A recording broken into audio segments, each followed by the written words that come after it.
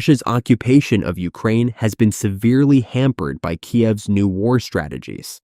Nowadays, the Russians are finding it difficult to counter the airstrikes organized by Ukrainian forces. This is due to the presence of the drone army of the Ukrainian armed forces. With this powerful drone army, the Ukrainians have hit the most strategic Russian energy facilities, air bases, and numerous military centers in recent days.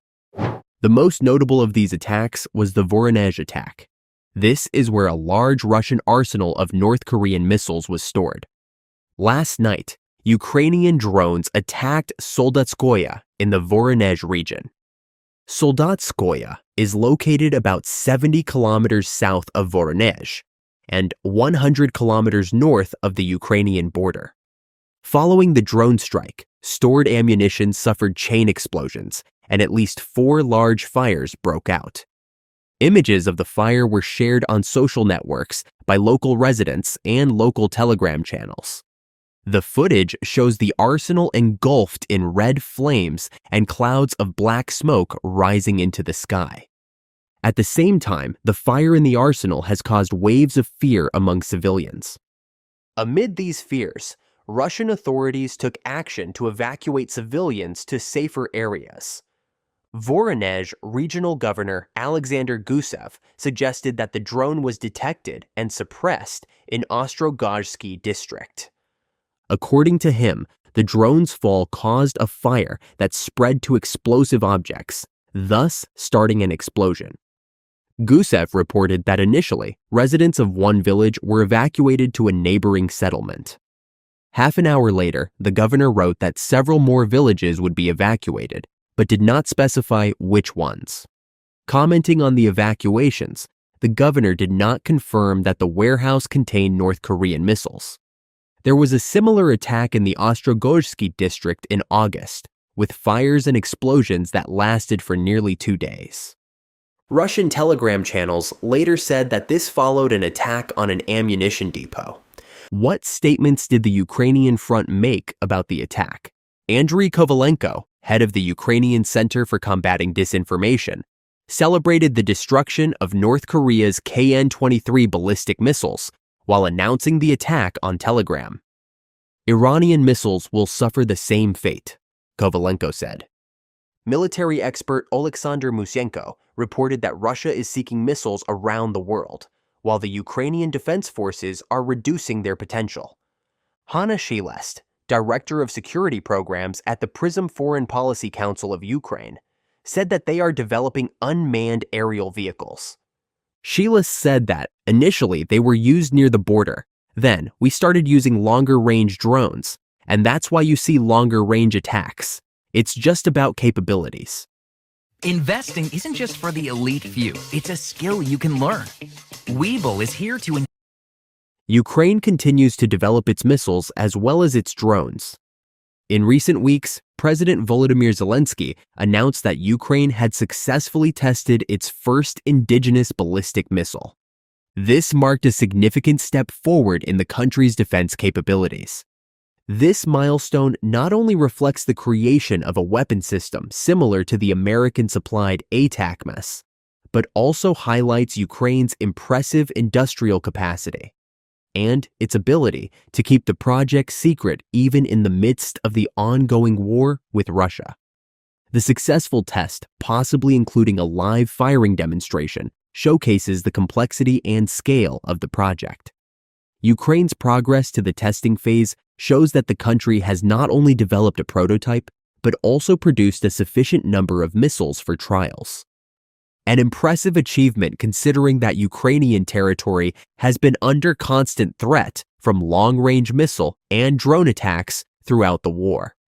The announcement renewed interest in the SAPSIN program, also known as RIME-2, a Ukrainian ballistic missile project developed by Pivden Design Bureau since 2014.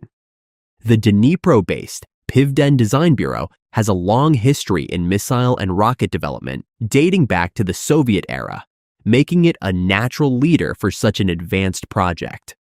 While details on the SAPSIN program are limited, recent comments by Ukrainian officials have hinted at its potential.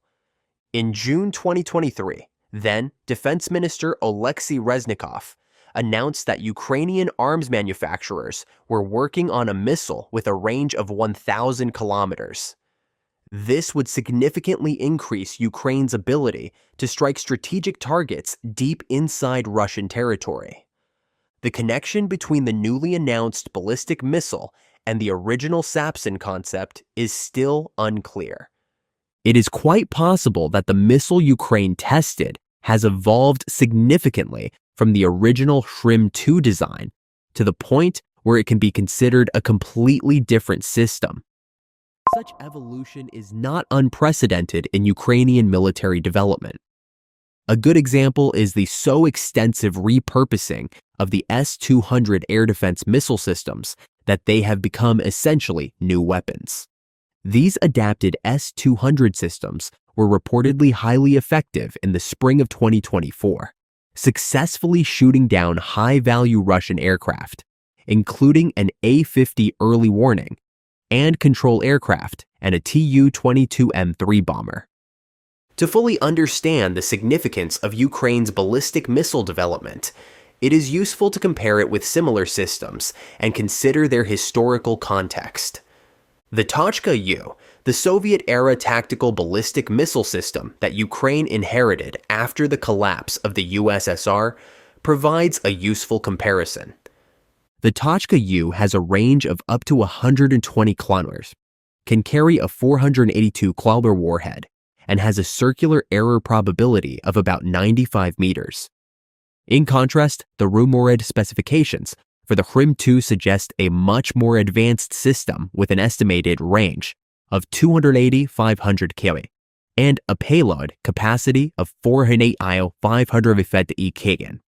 The extended range and improved accuracy of the Shrim-2 will significantly increase Ukraine's offensive capabilities.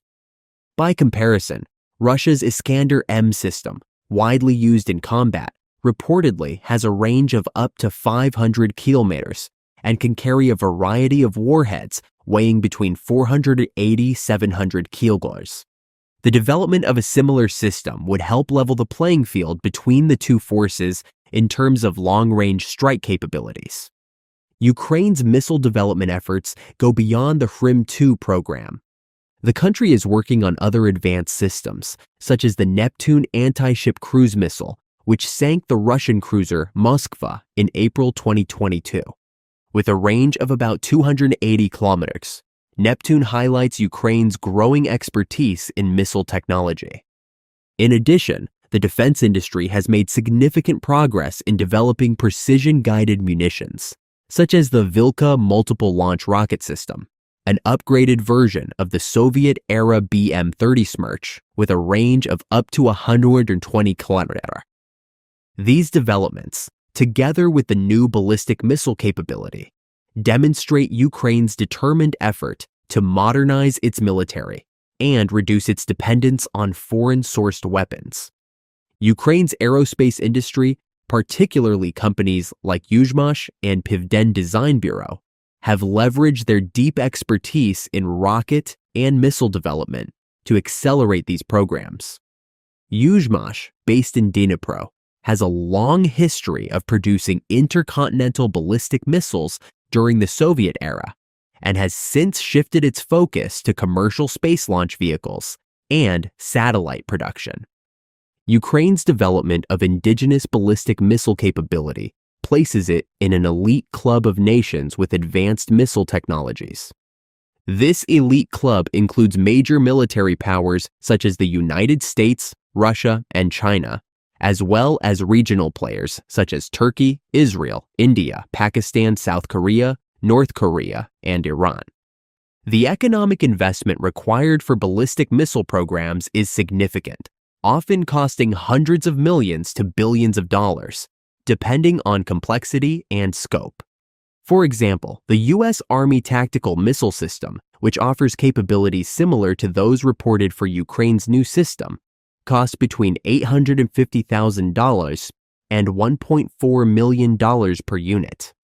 The development of ballistic missiles requires a significant industrial base, including expertise in propulsion, guidance, and control systems, warhead design, and launch vehicle integration. Ukraine's space industry, rooted in Soviet-era ICBM production and modern commercial space launch services, provides a solid foundation for such work. Although the Cyclone 4 space launch vehicle project was eventually canceled, it demonstrated Ukraine's ability to build large rocket engines and advanced guidance systems. This expertise has likely played an important role in the rapid progress of Ukraine's missile development programs. It remains to be seen how these capabilities will shape Ukraine's cross-border attacks. Thank you for following us.